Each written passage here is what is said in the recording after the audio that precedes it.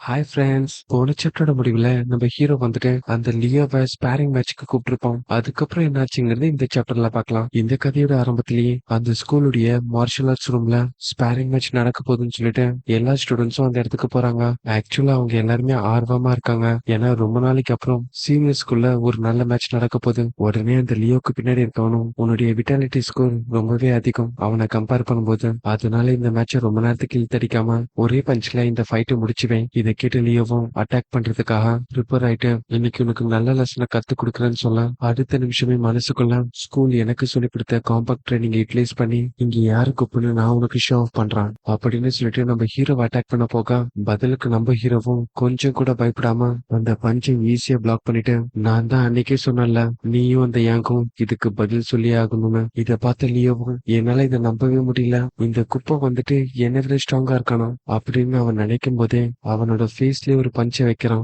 இதுக்கப்புறம் என்னுடைய சிஸ்டரை இன்சல்ட் பண்ற மாதிரி பேசினா இப்ப வெறும் பல்லுதான் போச்சு, அதுக்கப்புறம் உன்னோட உயிரே போயிடும் அப்படின்னு சொல்லிட்டு கேஷுவலா அந்த இடத்துல இருந்து கிளம்பி போறான். உடனே லியோ வந்துட்டு அங்க இருக்க ஸ்வாடை எடுத்துட்டு நம்ம ஹீரோவை பின்னாடி அட்டாக் பண்ண வர, இதை சுதாரிச்ச நம்ம ஹீரோவும் அவங்க கிட்ட இருக்க அந்த கிளாஸ் யூட்டிலைஸ் பண்ணி அந்த ஸ்வாடையும் சுக்குநூறா உடைச்சு போட்டுறோம். அப்படியே பயங்கரமான ஒரு லுக்கை விட்டுட்டு, என்ன இந்த மேட்ச் இன்னும் கண்டினியூ பண்ணணும்னு நினைக்கிறியான்னு கேட்க, இதை பார்த்து அங்க இருந்து எல்லாருமே என்ன நடக்குதுங்க, எப்படி அவனுடைய நகம் வந்துட்டு கிளாஸ மறிச்சு. உடனே பக்கத்துல இருந்தவங்களும் கொஞ்சம் இருங்க அவன் கரெக்ட் ஆயிட்டானா, ஏன்னா ஹியூமன்ஸ்க்கு இந்த மாதிரி பவர் இருக்காது. உடனே லியோ வந்துட்டு இந்த விஷயம் இன்னும் இங்க முடியல, நீ கண்டிப்பா யாங்குக்கு பதில் சொல்லி ஆகணும். ஆனா இது எதையுமே கண்டுக்காம நம்ம ஹீரோ வந்துட்டு அந்த இடத்துல இருந்து கூலா கிளம்பிட்டான். நம்ம ஹீரோ வந்துட்டு நேரா அந்த பார்ட் டைம் ஜாப்க்கு தான் போறான். Cool down time 12 hours complete ஆனதுனால அவனுடைய புது ஸ்கில்ல அப்சர்வ் பண்றதுக்காக அந்த ரூம்குள்ள போயிட்டு இருக்கும்போது அந்த இடத்துடைய ஓனர் வரான். நம்ம நின்று பார்த்துட்டு, இந்த ஜெனரேஷனுக்கு பெரியவங்களுக்கு எப்படி ரெஸ்பெக்ட் பண்ணணும்னு கூட தெரிய மாட்டேங்குது, உனக்கு இந்த வேலையை கொடுத்ததே நான் தான். உடனே நம்ம ஹீரோவும் மனசுக்குள்ள,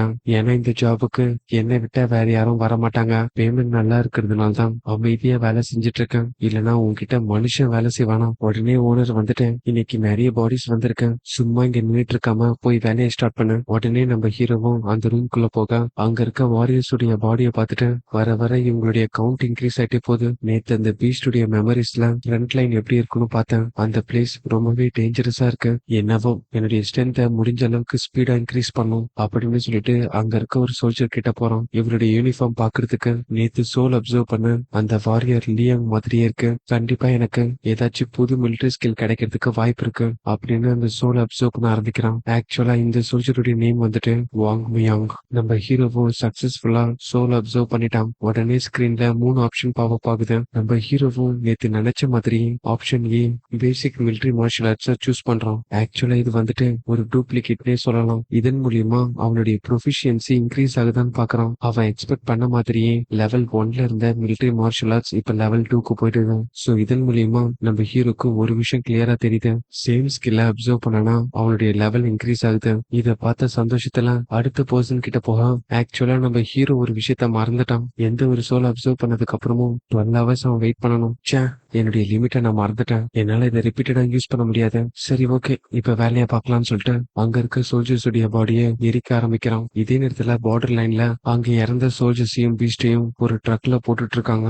எல்லாம் லோட் பண்ணி முடிச்சதுக்கு அப்புறம் அந்த ட்ரக்கை தட்டி இப்ப கிளம்பலாம்னு சொல்ல, இதுல இருக்க லோடு எல்லாமே நம்ம ஹீரோ இருக்க இடத்த நோக்கி தான் வந்துட்டு இருக்கு. அப்படியே அதுல இருக்க ஒரு மான்ஸ்டர் மட்டும் அதோட கண்ணை திறக்க இங்கே இந்த சாப்டர் முடியுது. அடுத்த சாப்டரோட ஆரம்பத்திலேயே நம்ம ஜிம்முக்கு முன்னாடி அந்த புள்ளி கேங் தான் நின்றுட்டு இருக்காங்க. உடனே அந்த லியோ வந்துட்டு ஒழுங்கு மரியாதையா ஸ்கூல் முடிஞ்சதுக்கு அப்புறம் அந்த லின்ன ஸ்போர்ட்ஸ் ஃபீல்டுல எங்களை மீட் பண்ண சொல்ல, உடனே யாங் வந்துட்டு பெருசா ஒன்னும் பண்ண போறது இல்ல, எல்லாரும் முன்னாடியும் முட்டி போட்டு லியோ கிட்ட சாரி கேட்கணும், இதை நீ பண்ணனா உன்னை இந்த இடத்துல இருந்து விடுறான், இல்லைன்னா கஷ்டம் தான். உடனே ஜின் வந்துட்டு ஃபர்ஸ்ட் அட்டாக் பண்ணது லியோ தான், அது மட்டும் இல்லாம நீங்க தான் எப்பவுமே எல்லாரையும் புள்ளி பண்றீங்க, அவன் எதுவுமே தப்பா பண்ணல. உடனே லியோ வந்துட்டு, எதுக்கு இவகிட்ட டைம் வேஸ்ட் பண்ணிட்டு இருக்கான், இவ கண்டிப்பா அந்த இடத்துக்கு லியோவை கூட்டிட்டு வர மாட்டான். உடனே அங்கிருந்து இன்னொருத்தனும் அவகிட்ட இருக்க நோட்ஸ புடுங்கிட்டான். பதிலுக்கு அவளும் அந்த நோட்ஸ குடுத்துருன்னு சொல்லிட்டு பாத்துறான். ஆக்சுவலா இந்த நோட்ஸ வந்துட்டு நம்ம ஹீரோவுக்காக ப்ரிப்பேர் பண்ணிருப்பான். அங்க இருந்தவனும் அதை 2ஆ கிழிச்சு போட்டுட்டான். அவன் இதை பார்த்துட்டு அழ ஆரம்பிக்கிறான். உடனே அந்த இடத்துக்கு யாங் வந்துட்டு, அது வெறும் நோட்ஸ் தானே,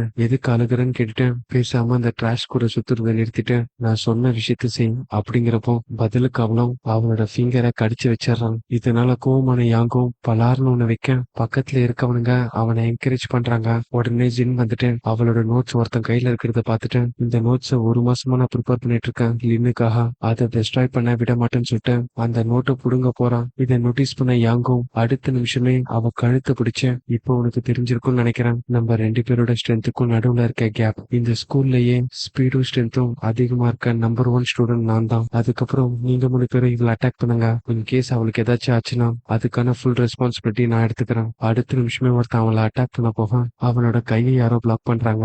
ஆக்சுவலா அது நம்ம ஹீரோ லின் தான். ஏண்டா ஒரு பொண்ணை போயிட்டு 4 பேர் அடிக்கிறீங்க? உடனே ஜின் வந்துட்டு நான் நல்லா தான் இருக்கேன், அவங்க கூட எந்த ஒரு பிரச்சனையும் வேணாம்னு சொன்னா உடனே யாங் வந்துட்டு பரவாயில்லையே நீயே வந்துட்ட, உன்னதான் இவ்வளவு நேரம் தேடிட்டு இருந்தான். பதிலுக்கு ஹீரோவும் அங்க இருக்க அந்த நோட்ஸ் எடுத்து பார்க்க அப்பதான் இந்த பிரச்சனை இவனுக்காக தெரியுது. அடுத்த நிமிஷமே நம்ம ஹீரோ அந்த யாங்க பஞ்ச் பண்ணி தூக்கி எரிஞ்சிடறான். உங்களை அவ்வளவு சீக்கிரம் விட்டுற வேணாம், ஜின்னுக்கு நீங்க கொடுத்ததை விட 2 மடங்கா திருப்பி கொடுக்க வேணாம். இதை கேட்ட மத்தவங்களும் நேத்து லியோ அடிச்சான், இன்னைக்கு யாங்கையும் சண்டைக்கு கூப்பிடுறான். இதை கேட்ட லியோவும் அவனோட கதையை இங்கேயே முடிச்சிருங்கன்னு சொன்னா பதிலுக்கு அவன் வந்துட்டு உன்னை இங்கே வச்சு அடிச்சா ரொம்ப ஈஸியா போயிடும். 3 நாளைக்கு அப்புறம் சென்ட்ரல் ட்ரைனிங் கிரவுண்ட்ல ஒரு பப்ளிக் ஃபைட் வச்சுக்கலாம் அப்படின்னு சொல்லிட்டு ஒரு அப்ளிகேஷன் எடுத்து அவன் கிட்ட வீசுறான். ஒரு வேலை இதுல நீ ஜெயிச்சிட்டனா நான் உன்கிட்ட சாரி கேக்குறேன், அது மட்டும் இல்லாம உனக்கு காம்பன்சேட்டும் பண்றான். ஆனா நீ தோத்துட்டனா இந்த ஹோல் ஸ்கூல் முன்னாடி நீல் டவுன் போட்டோம், நீ ஒரு குப்பங்கிறத அக்செப்ட் பண்ணிட்டு இந்த ஸ்கூலை டிராப் அவுட் பண்ணிட்டு போயிடணும். இதை பார்த்த மத்தவங்களும் எனது பப்ளிக் டியூலா அவன் வந்துட்டு உன்னுடைய கெரியரையே டெஸ்ட்ராய் பண்ண நினைக்கிறான். உடனே பக்கத்துல வந்த ஜினும் இதை அக்செப்ட் பண்ணிக்காத, உன்னோட சிஸ்டரை நீ தான் பாத்துக்கணும், சொல்றதை கேளு. உடனே பக்கத்துல இருக்க பையனும் இது ஒன்னும் ஜோக் இல்ல,